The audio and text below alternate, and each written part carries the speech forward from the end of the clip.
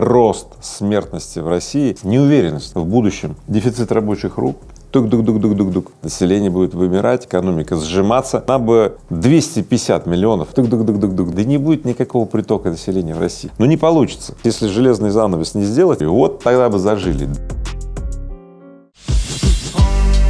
Будь готов к неожиданному. Завтра может быть другим, каким ты не видел его. Я приглашаю тебя стать участником движения успешных людей. Последние несколько недель в российском парламенте ищут вариант, как поднять рождаемость в России. Говорят о скором демографическом кризисе. Что вы об этом думаете? Но мы уже в кризисе, и население медленно вымирает. Ученые уже все посчитали, что, в общем-то, в 2100 году население России может составить половина от сегодняшнего населения. Вот, если так пойдут дела. Я думаю, это самый такой вот драматичный сценарий, его, конечно, не будет. Ученые там немножко берут такой, если сложатся все негативные факторы и так далее. Тем не менее, давайте по факту. Средняя рождаемость семей в городе — это 1,4. То есть, грубо говоря, из 2 человек получается 1,4. Понятно, да, математическая прогрессия. И вот обычно, знаете, пока разговор идет словами такие: рождаемость 2,4, там 1,4 или какая, вроде как все еще более-менее приемлемо. Давайте применим другое слово — смертность. Так вот, смертность растет. Молодых не появляется, да, или их мало появляется, а стариков все больше и больше. Пусть вот это вот слово «рост смертности в России», оно заставит всех нас вздрогнуть. Ну, действительно, если смертность преобладает над рождаемостью, ну что будет? Население будет вымирать, экономика сжиматься, и вот все эти наши надежды на благоденствие и так далее, ну, они будут мифами. Дело в том, что не может быть никакого благоденствия на такой огромной территории, как Российская Федерация, да, с малым населением. Уже сейчас понятно, что населения в России не хватает, ну, где-то вот 2х. Нам бы 250 миллионов на эту территорию, вот тогда бы зажили. Ну а что поддержит нас в эту турбулентность, расскажу в этом выпуске, так что не надо отчаиваться. А как вы относитесь к инициативе некоторых депутатов, которая обсуждается последние несколько дней, о запрете абортов в России? Везде, где пытались принудительными мерами, там, запретительными что-либо сделать, оказывалось, что население только, ну, вот, в обратную сторону идет. Когда пугаешь население, население съеживается, вот и все. Поэтому вот эти запретительные меры, ну все это, знаете, пугалки, страшилки, а население страшится этого, пугается и говорит: не-не-не, мы лучше потом. Не будет, конечно, это эффективно, а сами разговоры об этом свидетельствуют, скорее всего, о том, что мы все еще вот этой махровщине-то и прозябаем. И что среди наших депутатов очень много, которые так и норовят эпатировать своими заявлениями. Я понимаю, времена Жириновского вроде прошли, и теперь время новых Жириновских. То люди тестируют это амплуа, но не получится. Нужно реальные вещи делать, а не вот это вот эпатаж. Давайте заявим то, давайте заявим это. Давайте вернемся вообще в 15 век и посмотрим, как это будет. Другие меры нужно принимать. В общем, я улыбаюсь этим инициативам, этим депутатам. Я не буду даже противостоять этому, потому что противостоять нечего.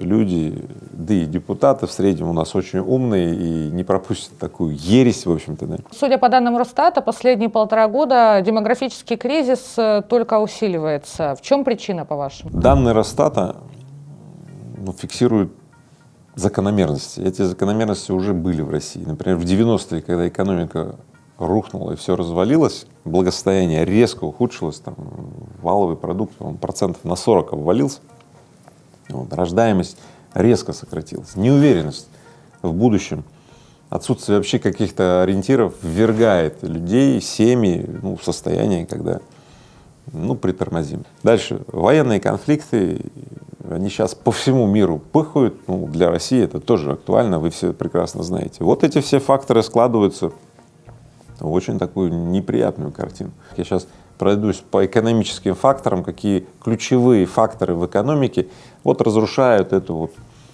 ясность про будущее для людей. Первое, самое такое попсовое — это скачки валютных курсов. Вы знаете, 120, 150, тук-дук-дук-дук-дук-дук, назад, да, там 50, сейчас тук-дук-дук-дук-дук, 100 и так далее. Плавающая ставка ЦБ, которая туда-сюда, вслед за этим такой разбег там кредитов И то их дают, то их не дают и так далее. Ну, понятно, что в этих условиях очень большая такая, ну, как бы растерзанность случается у людей. Кто-то уже намеревался улучшить свои жилищные условия, пошел за ипотекой, а там стоит 16% от Сбербанка. Вот, и все. Да. Ну и как в этих условиях? Все, они отказались от улучшения жилищных условий. Женщина говорит мужчине: все, рожать не будем и так далее. Хорошо, что сейчас еще есть какие-то там поддерживающие программы там на сельскую ипотеку и так далее, но тем не менее, да, большинство-то населения оказываются охваченные вот этим вот общей вот этой вот неопределенностью, да. Второе, переход экономики на военные рельсы. В общем-то, слухи-то, в общем-то, ходят, да, и экономика разворачивается на мобилизационный сценарий. Там много предприятий ориентировано теперь на предприятия стратегического такого характера, на военно-промышленные нужды и так далее. Это тоже достаточно такой мощный фактор, потому что он приводит к тому, что многие люди, предприниматели, они поразъехались. То есть они говорят: не-не-не, мы в таком давлении не привыкши жить, они не адаптированы и разъехались. Третье — страхи. Знаете, для здоровой экономики вот временные просадки — это как оздоравливающие кризисы, да? Но когда люди попадают в панику, ну или в такой в большой раздрай, и я бы даже сказал такое слово, вот, такие люди, которые попали в эту панику, они влияют на других людей, которые заражаются от этого, да, и, ну и вот мы получаем анклав людей, которые судачат, там, апокалипсис. Люди придумывают себе, что все, конец света, и в принципе готовятся умирать. Но это как если бы я вам сказал, что они собрались гурьбой, роют себе могилы и друг по другу туда закапывают себя. Ну, представили такой ритуал? До чего может дойти вот этот вот, ну, как бы, психика человека, да, которая нагнетает, напридумывает себе вот этот вот страх. Ну, этот фактор сейчас очень сильно представлен на рынке. Сами видите, наверное. Ну и четвертое, может быть все что угодно. Могут быть дополнительные экономические санкции, перекрытие Балтики, вот я слышал, там собираются делать. К чему это приведет? Охренеть, к чему это приведет. И мозг держит в голове постоянное такое, знаете, факторную картину, состоящую из миллиарда каких-то факторов, которые от человека не зависят. Вот, не зависит. Человек не может на них повлиять, но мозг перегружен.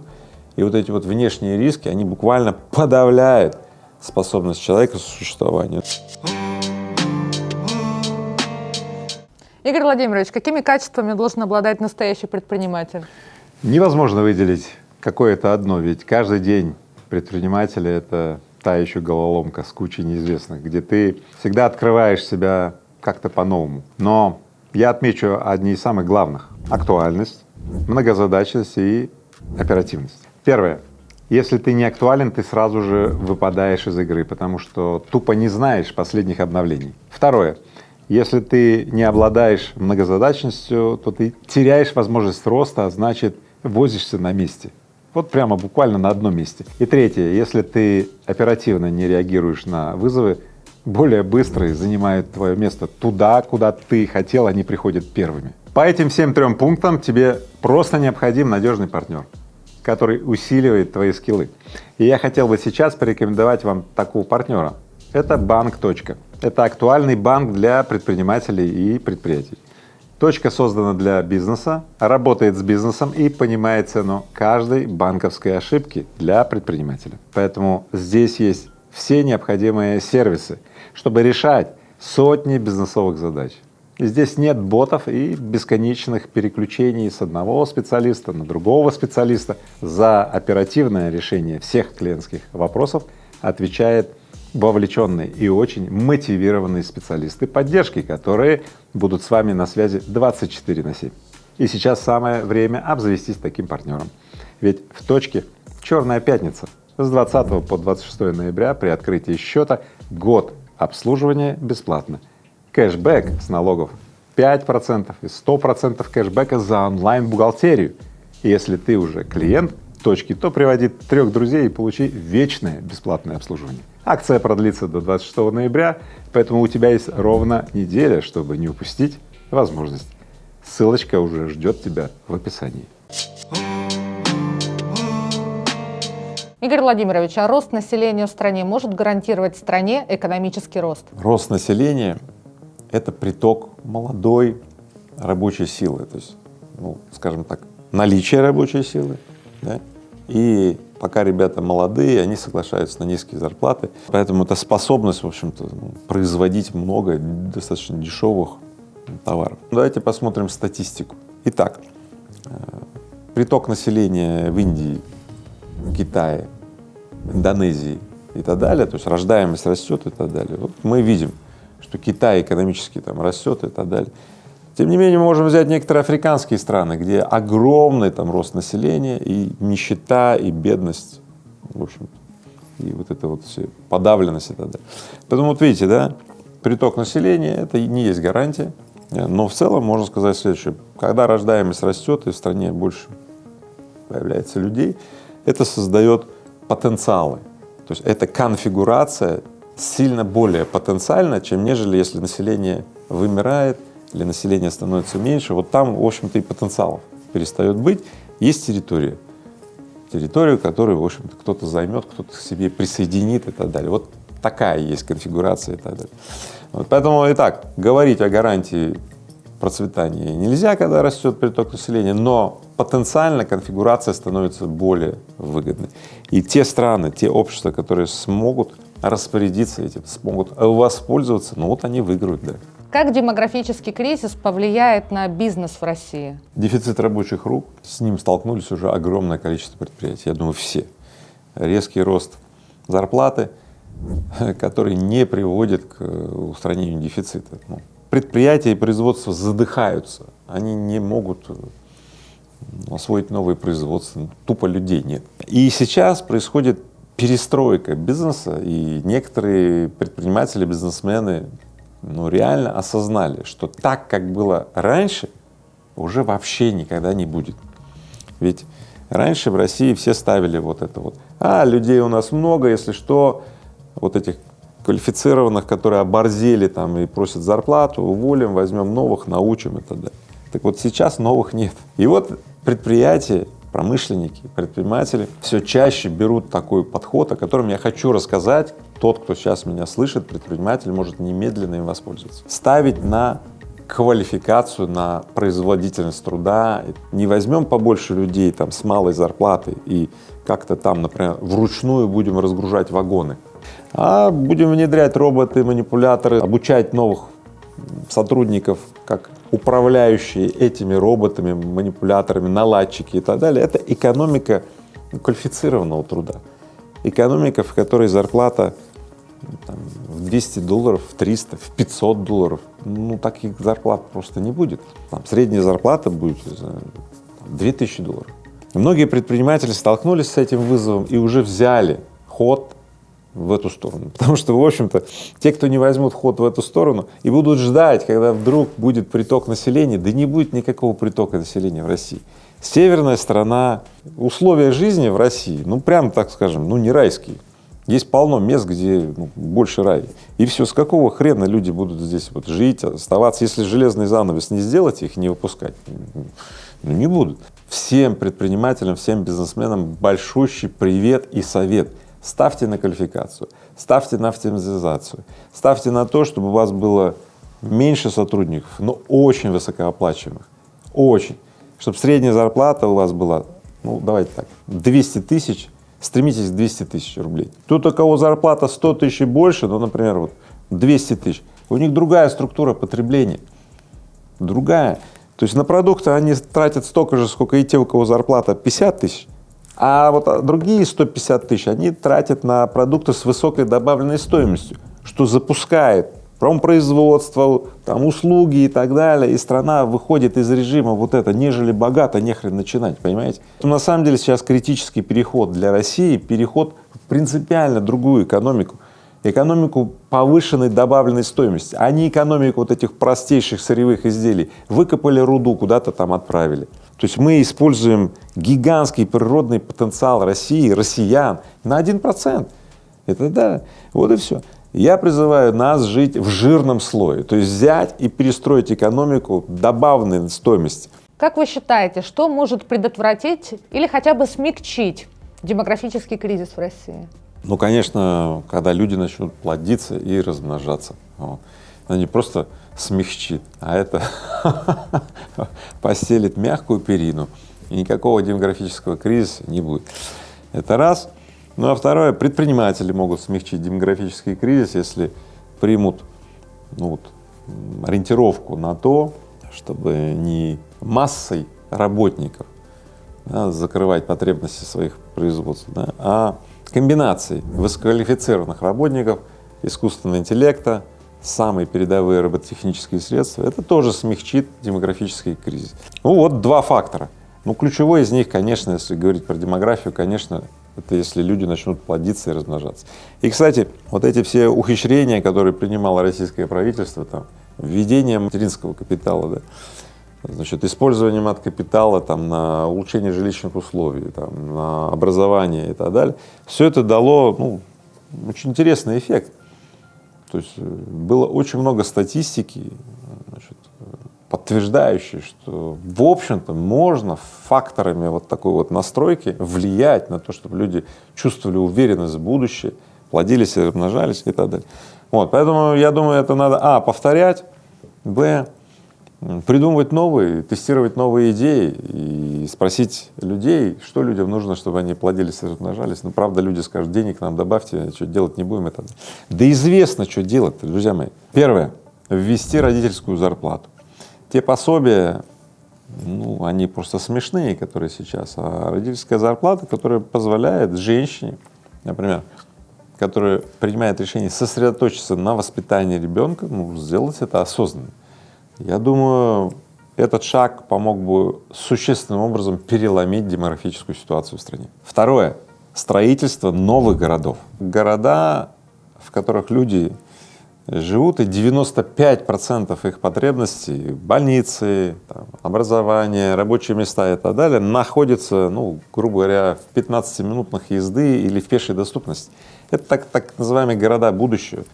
Статистика говорит о том, что рождаемость в таких городах или в городских поселениях, где живут там от 5000 людей там, до 30 тысяч людей, да, рождаемость 2,4 средняя.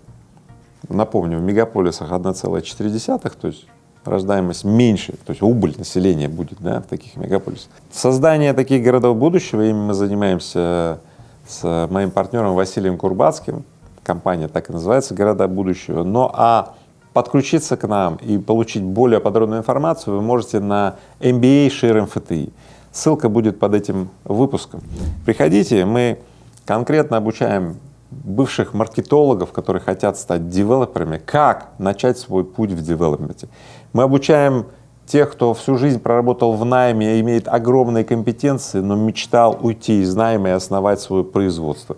Потому что у нас есть лаборатория, кроме девелопмента, еще лаборатория производственная, Share MBA. Это MBA от самого репутационного университета в России. Московский физико-технический институт, кстати, я его благодарный выпускник, поэтому лично курирую все программы MBA в этом институте и приглашаю.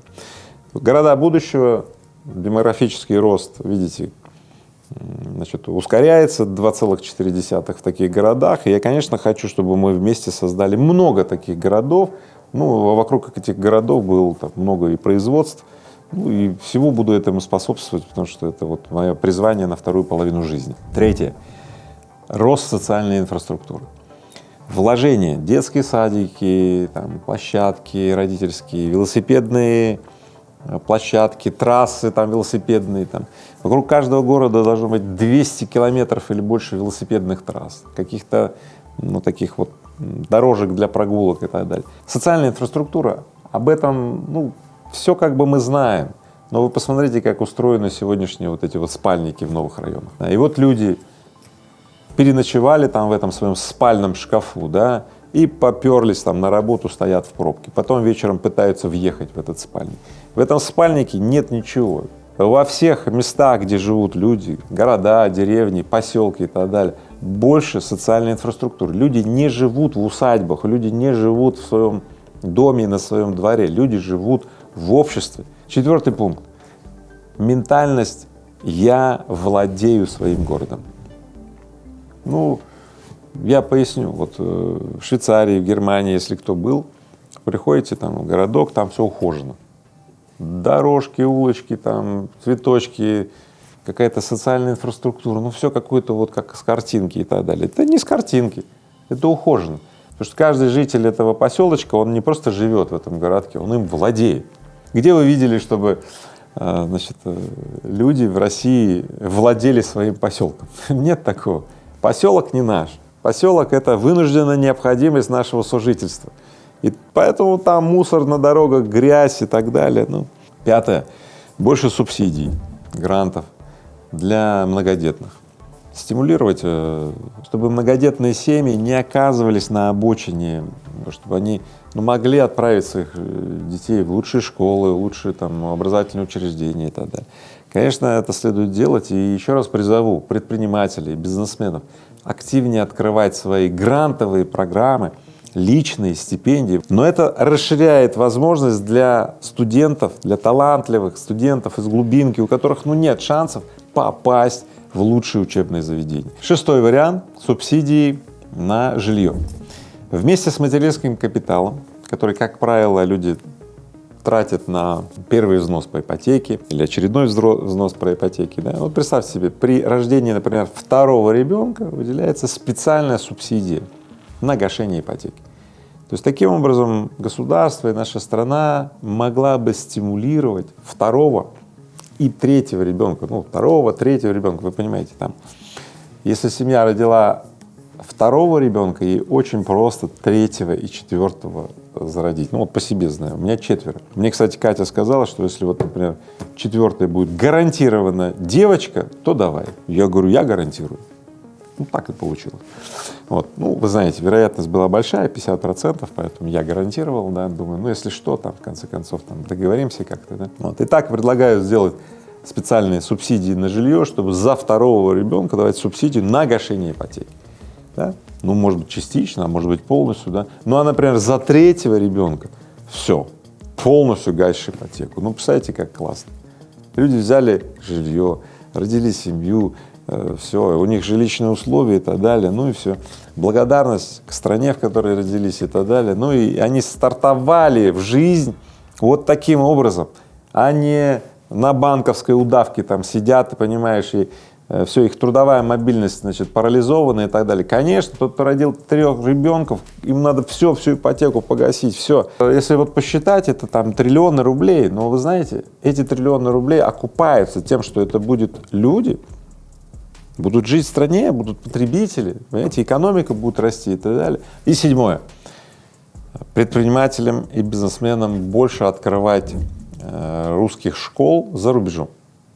Да, и в этих русских школах, да, рассказывать, популяризировать про Россию, про то, как здесь хорошо, как можно здесь бизнес сделать, как можно получать субсидию, да, про второго ребенка на ипотеку, а про третьего так вообще полное гашение ипотеки, да, детские учреждения, школьные учреждения и так далее. То есть на самом деле очень многие государства и правительства именно так заранее, да, подготавливают людей к тому, чтобы люди потом эмигрировали в их страну.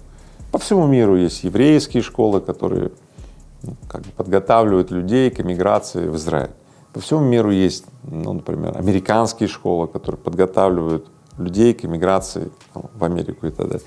И я считаю, россиянам, предпринимателям, бизнесменам, правительству надо делать точно так же. Поэтому этот пункт 7, он очень мощно действует. Более того, по нему накоплена огромная статистика. И я очень хочу открыть школу российскую, за рубежом, даже не одну, для того, чтобы реализовывать эту программу. А кто со мной хочет это сделать в складчину, напишите мне комментарий, я вас разыщу, сделаем вместе. И, наконец, самое главное, давайте вместе размножать хорошее, и пусть плохому места просто не останется. Будь готов к неожиданному, завтра может быть другим, каким ты не видел его. Я приглашаю тебя стать участником движения успешных людей.